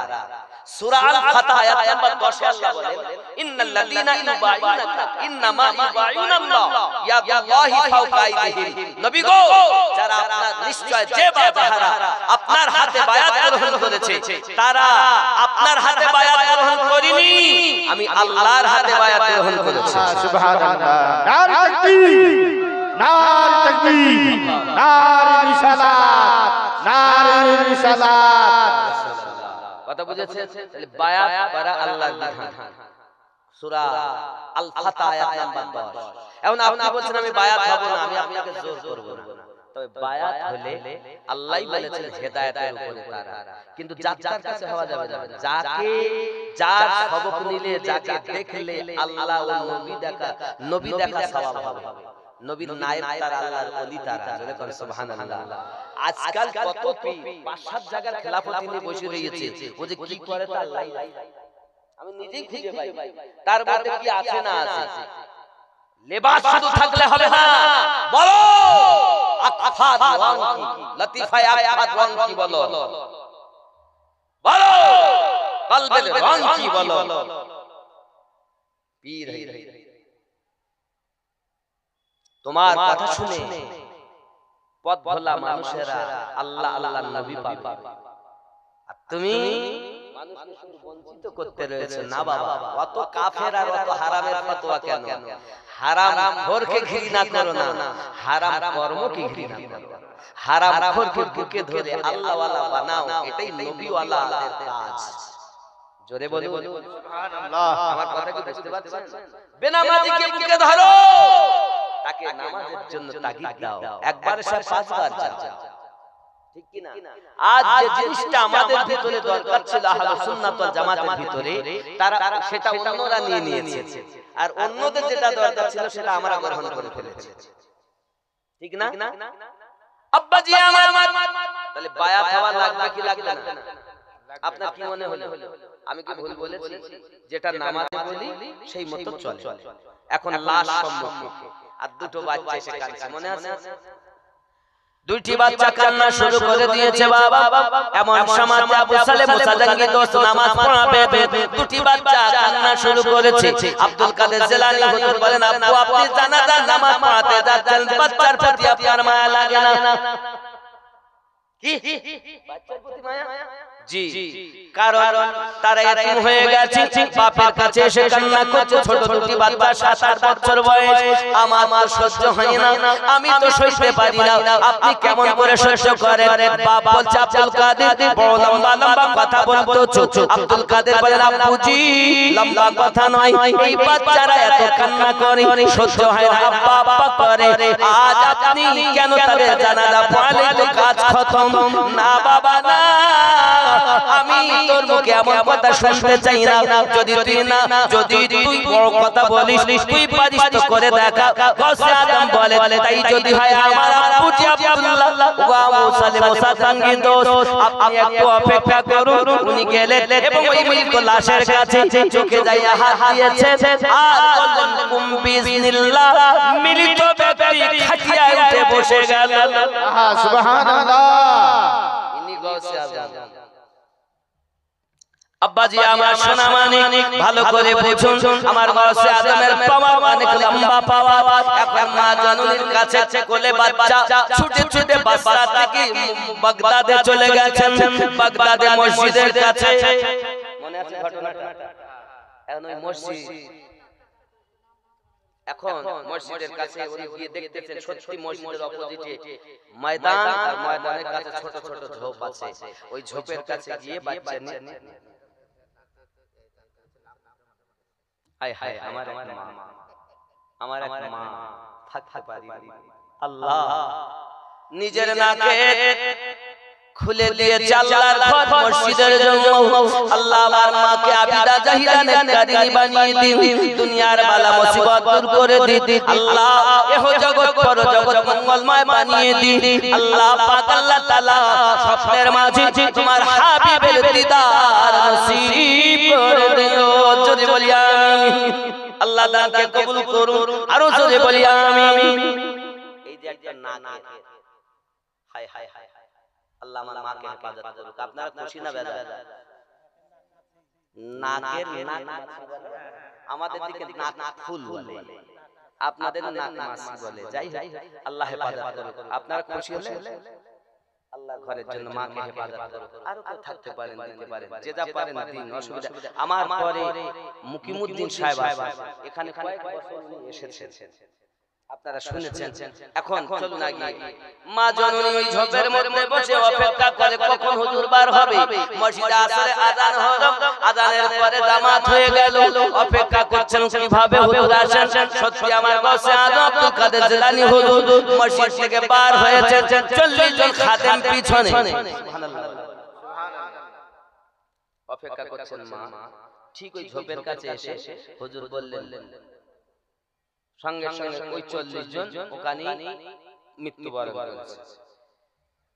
হুজুর চলে গেলেন, ইনি ঝোপ থেকে বার হই ওই বাচ্চাটাকে তাদের পাশে শুইয়ে দিয়েছেন, দিয়ে ঝোপের মধ্যে লুকিয়ে গেছেন।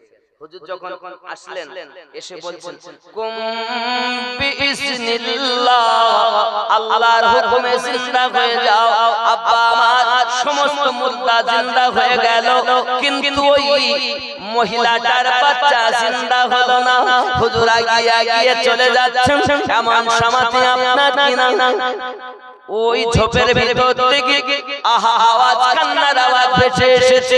সঙ্গে সঙ্গে আব্দুল কাদের বলে কিসের কান্নার আওয়াজ? ও আব্দুল্লাহ তামিমি, ওনার একজন মুরিদের নাম আব্দুল্লাহ তামিমি। কার কান্নার আওয়াজ? হুজুর একজন মহিলা, তার বাচ্চা আমাদের কাছে শুইয়ে দিয়েছিল, সে অপেক্ষা করে, কিন্তু ওই বাচ্চা আমাদের কেউ নয়, ওরা বাচ্চা নগরের মানুষ। আমার কাছে পাক বলেন যেহেতু এখানকার নয়, বাচ্চা থেকে এসেছে, তবু তো আমাদের আমার মুরিদের দলে শুইয়ে দিয়েছিল, চলো ফিরে যাই। হুজুর আমার পিছপা হলেন, আসার পরে তিনি আপনার কদমের খাতিন ওই মেয়েটাকে বললেন কুম বিইজনি, আমার হুকুমে জিন্দা হ। সঙ্গে সঙ্গে ওই ছোট বাচ্চা জিন্দা হয়ে গেল। সুবহানাল্লাহ, সুবহানাল্লাহ। বাবা একজন ব্যক্তি ঝামেলা শুরু করে দিয়েছে, ঝামেলা যে আমাদের নবী ছিলেন ঈসা মুর্দা জিন্দা করতেন। তো আমার গস পাকের খাদেম তিনি বলছেন আমারও প্রিয় মুর্শিদ মুর্দা জিন্দা করতে পারেন। জোরে কোন সুবহানাল্লাহ। আব্বা আমার এই কথা যখন বলেছেন সম্ভব নয়, দুজনের তর্ক বিতর্ক শুরু হয়ে গেল। গৌসে আজমের কাছে খবরটা পৌঁছে যায়। গৌসে আজম বলেন ঠিক আছে ঈসাই, বলো না তোমার মনের কথা, যদি আপনি মুর্দা জিন্দা করতে পারেন আমি ইসলাম ধর্ম গ্রহণ করব। আমার গৌসে পাক বলেন ঠিক আছে চলো, কোনটা জিন্দা করতে হবে? এখন পুরাতন কবরস্থানে নিয়ে যায়, পুরাতন একটা কবর থেকে গৌসে পাক আপনার জিন্দা করতে বলে। আমার গৌসে পাক বলে শুধু চিন্তা করব, যে কাজ দুনিয়ায় কত সেই হালাতে করব, শুধু চিন্তা করব না এই ব্যক্তি কি কি কাজ করত দুনিয়ায়, সেই কাজ অবস্থায় তো লোক ভালো করে জানে যে ব্যক্তি এখানে শুয়ে আছে এ দুনিয়ায় গান বাজায়, কি বাজায়?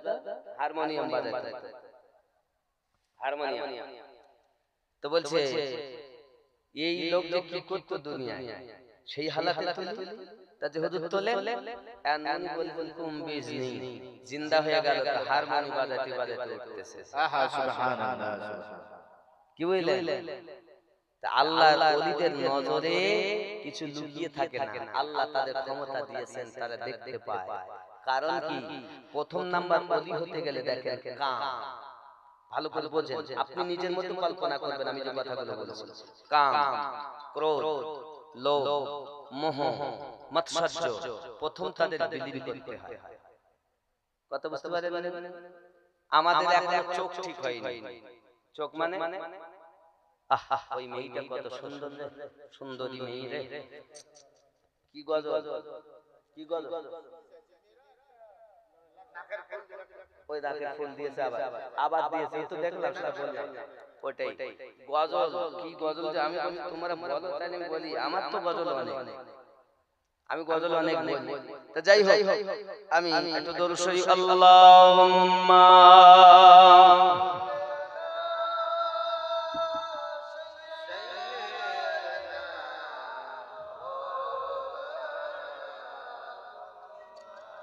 ওয়া আলা আলি সাইয়্যিদিনা,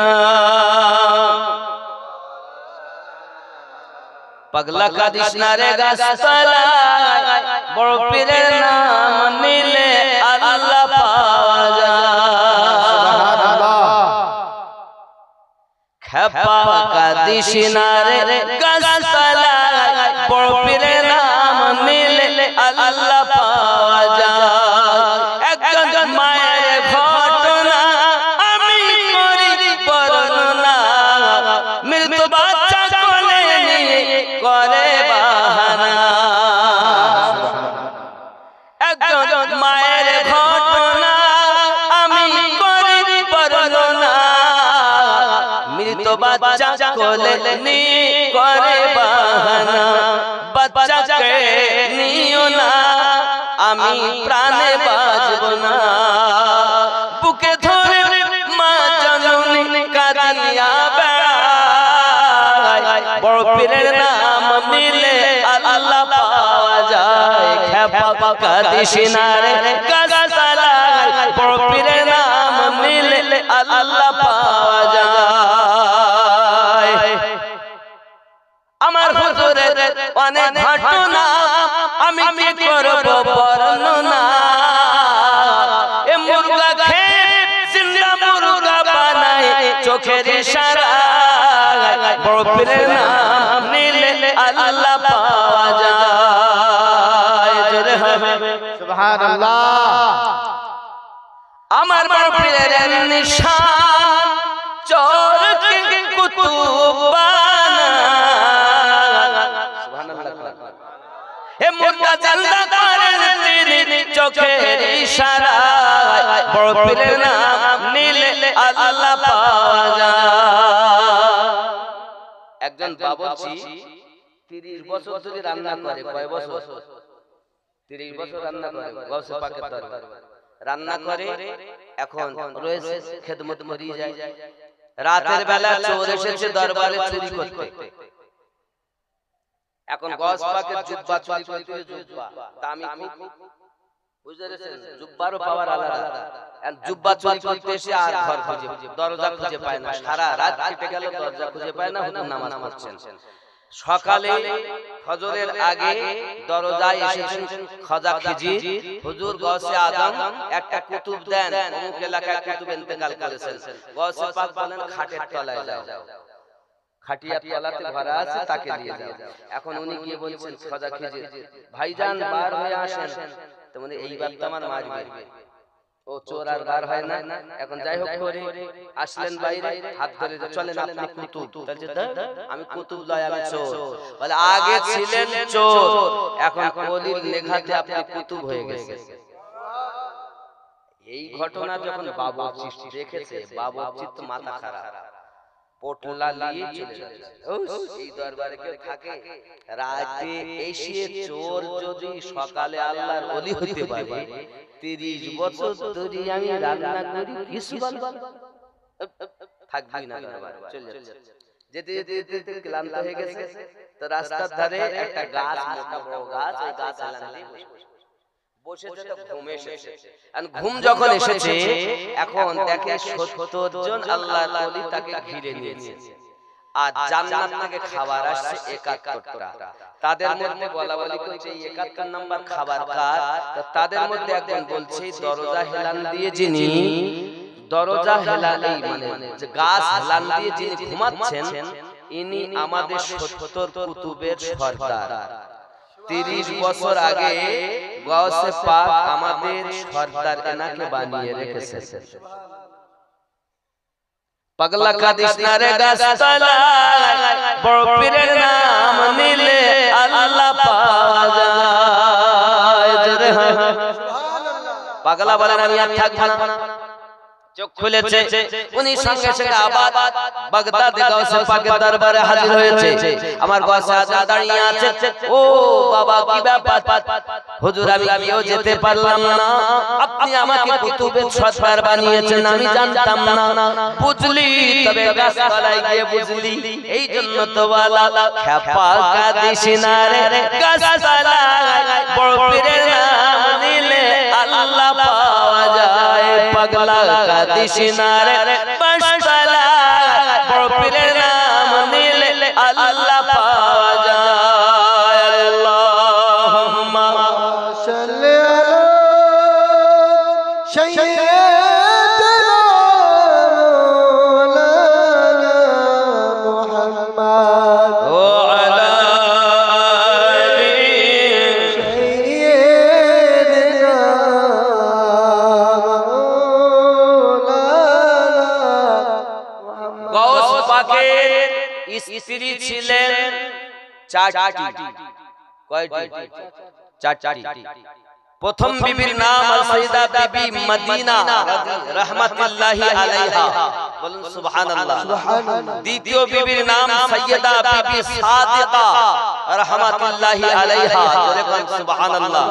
চতুর্থ 3 নাম্বার বিবির নাম ছিল সাইয়্যিদ বিবি মুমিনা রাহমাতুল্লাহি আলাইহা। 4 নাম্বার বিবির নাম সাইয়্যিদা বিবি মেহবুবা রাহমাতুল্লাহি আলাইহা। এই 4 জন দ্বারাতে আল্লাহ পাক আল্লাহ তাআলা সন্তান দিয়েছেন 27 জন বেটা আর 22 জন মেয়ে, জোরে বলুন সুবহানাল্লাহ। 27 আর 22 কত হয়? 49টা সন্তান না। কথা বুঝতে পেরেছেন? এখন 19 জন বাচ্চা, এই মানে 49 জন বাচ্চা, মেয়ে 22 জন, 27 জন ছেলে। তো গাউসে পাক রাদিয়াল্লাহু তাআলা আনহু খেয়াল করেন ওনার ছেলে, উনিও বড় আলেম হয়েছেন। তো মা জননী একদিন বলছেন, বাবা ও মুমিনা, ও মুমিনা। মুমিনা জিজ্ঞাসা করছেন, বেটা তোমার আব্বা তো যায় এলাকায় ওয়াজ নসিহত করে বেড়ায়, তা তুমি একটু আব্বার সঙ্গে যাও ওয়াজ নসিহত শিখবা। কথা বুঝেছেন? ছেলে আলেম মানুষ, আব্বা ওয়াজ করবেন, পীর সাহেব মানুষ, উনি ওয়াজ করবেন, তো উনি তার আগে গ্রামে গেছেন কি উনি কমিটির মানুষ, তাকে মুরিদেরা ভক্তরা ওনাকে আরাম করছেন। আর এখন বক্তব্য রাখবে আমার বেটা, বলুন সুবহানাল্লাহ। সুবহানাল্লাহ। আর বেটা ওয়াজ করছেন, গিয়ে মাইকে উঠেছেন, কোরআন ও হাদিস থেকে নিচড় তত্ত্ব বলছেন, অমুক আয়াতে এই কথা, অমুক হাদিসে এই কথা, অমুক জায়গায় এই কথা। লোকজন শুনতেছে, কেউ মাথা চুলকাচ্ছে, কেউ দাড়ি চুলকাচ্ছে, এদিক তাকাচ্ছে। অনেকক্ষণ হয়ে গেল। অনেকক্ষণ পর এবার হুজুর আসবেন। আব্বা আমার ওয়াজ নসিহত হয়ে গেছে। মা গিয়ে জিজ্ঞাসা করছে বেটাকে, মুমিনা, ও বাবা কি দেখলে আব্বার সঙ্গে গিয়ে? তাতে মা সব মূর্খ দল, মূর্খ দল। তাতে কিরকম? তাতে মা আমি কোরআন ও হাদিস থেকে এত সুন্দর ওয়াজ করেছি, আর তোমার আব্বা কোরআন হাদিস করি, আব্বা যা ওয়াজ করি কোরআনেও নাই হাদিসেও নাই। আব্বা কোরআন হাদিসের বাইরে ওয়াজ করিস, তার লোক শুনিনি। আব্বার কথা শুনে লোক কেঁদে যারে যার, আর আমার কথা কেউ শুনিনি। তো কেন? মা কি বলতে পারবো না কি হয়েছে। তা তোমার আব্বা কি ওয়াজ করেছে? আমার আব্বা ওয়াজ করেছে কোন ওয়াজ না, খালি গিয়েছে স্টেজের উপরে উঠেছেন, উঠে সালাম দিয়েছে, সবাই ওয়ালাইকুম, একদম পরিবেশ শান্ত চুপচাপ। শুধু বলেছেন, বাবারা শরীরটা ভালো না।